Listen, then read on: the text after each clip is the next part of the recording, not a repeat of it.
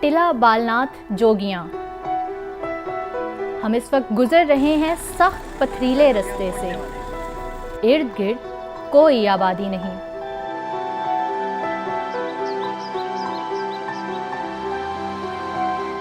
घना वीरान जंगल है, वीराना है।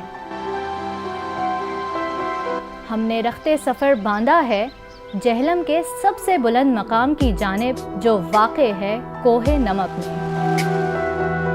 ये मशहूर तारीख़ी मकाम मशहूर क़ला रोहतास से 5 किलोमीटर दूर है, लेकिन यहाँ पहुँचना जान जोखों का काम है।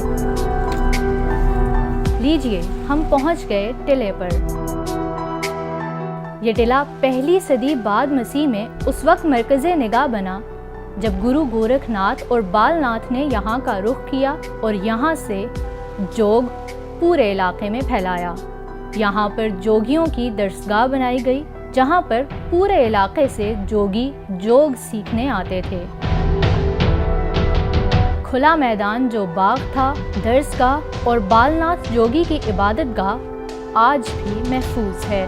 इस मकाम को मुग़ल, सिख और अंग्रेज़ हुक्मरानों ने अपने ज़ेरे तसल्लुत रखा और रांझा भी यहीं जोगी बना। यहीं पर बाबा गुरु नानक ने अपने 9 गोबनों से मुलाकात की और ये जगह तारीख़ में रक़्म हो गई।